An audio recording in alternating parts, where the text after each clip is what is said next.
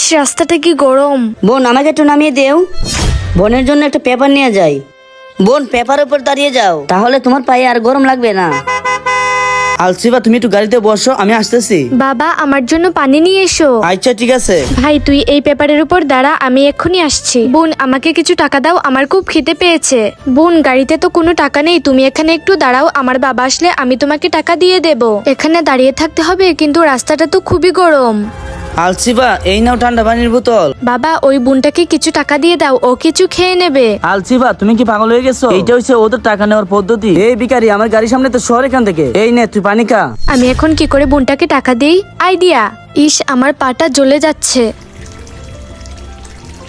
ধন্যবাদ বোন। বোন, এই নাও, এই স্যান্ডেলগুলো তুমি পরে নিও, তাহলে তোমার পায়ে আর গরম লাগবে না। আর এই আংটিটা তুমি বিক্রি করে দিও, তাহলে অনেকগুলো টাকা পেয়ে যাবে। কারা কারা এভাবে গরিবদের সাহায্য করেন কমেন্ট করে বলে যান।